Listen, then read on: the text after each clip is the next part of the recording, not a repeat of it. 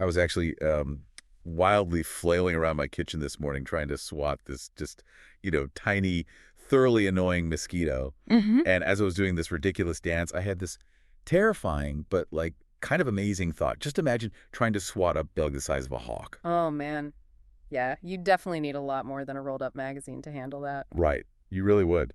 Anyway, welcome to our deep dive. Today we're pulling from this huge stack of geochemical models and paleobiology studies. We're looking at work by researchers like Graham, Dudley, and Primovich. And we are going back to a time when hawk-sized bugs were a very real, very literal thing. Exactly. We're exploring the late Paleozoic oxygen pulse. It's this massive swing in Earth's atmospheric chemistry that forced life to adapt in some wild ways. For you listening, this is a masterclass in just how beautifully adaptable and resilient life on Earth truly is when the rules of the environment change. We usually think of the atmosphere as just this fixed backdrop, right? But around 380 to 250 million years ago, the oxygen dial just cranked way, way up. I mean, today we're breathing air that's about 21% oxygen, but back then it peaked around 35%. Which is wild. I like to picture this whole era as Mother Nature building this massive, booming greenhouse, but she completely forgot to hire a cleanup crew. That is actually the perfect analogy because of what was happening on the ground. Vascular plants and these giant forests were spreading globally. The opportunity, and really the structural problem, was that these plants were building their trunks using lignin. That's the tough, fibrous polymer that makes wood rigid and hard. And at that point in evolutionary history, literally nothing knew how to eat wood yet. Precisely. Wood-rotting microbes and fungi just simply hadn't evolved the biochemical tools to break lignin down, so massive amounts of dead trees just piled up. They just sat there. Yeah, they just piled up and got buried, which eventually formed about 80% of the coal reserves we use today.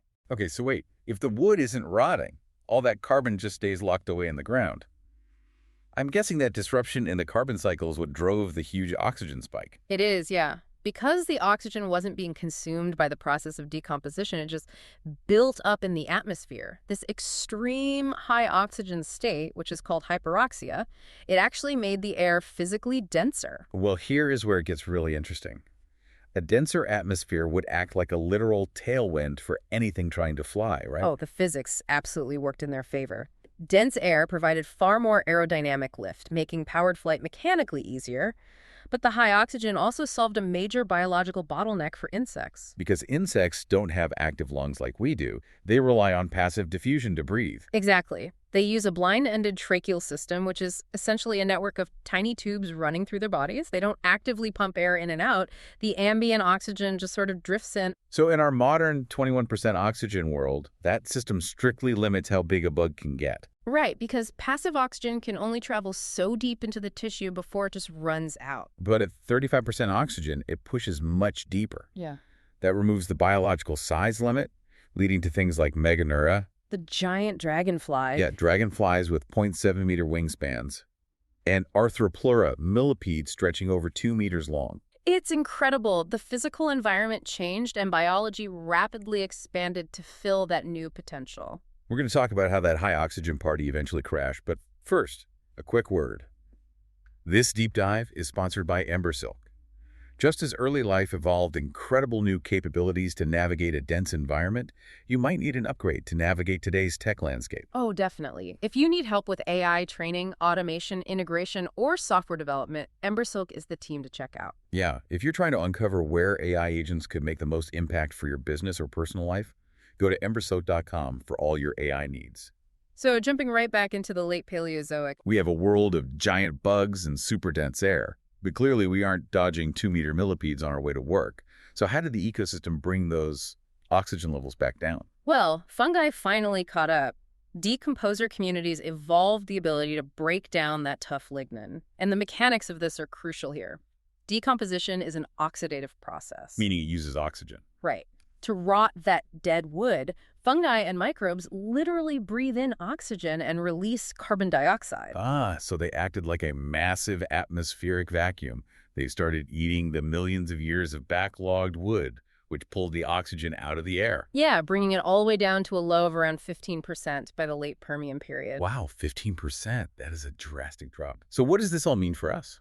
If we connect this to the bigger picture, this dip wasn't a defeat. It wasn't an evolutionary dead end. The lower oxygen created an intense new selective pressure for early land animals. They could no longer rely on a dense, oxygen-rich environment to fuel their movement. They had to figure out how to do more with less. And they did. This lower oxygen environment drove the evolution of high-performance cardiopulmonary systems. We see the development of highly efficient active pumping lungs and complex cardiovascular networks to carry oxygen through the blood more effectively. So the struggle of a 15% oxygen world is exactly what forged the hyper-efficient ancestors of mammals. The environmental shift didn't suppress life, it forced a spectacular biological upgrade.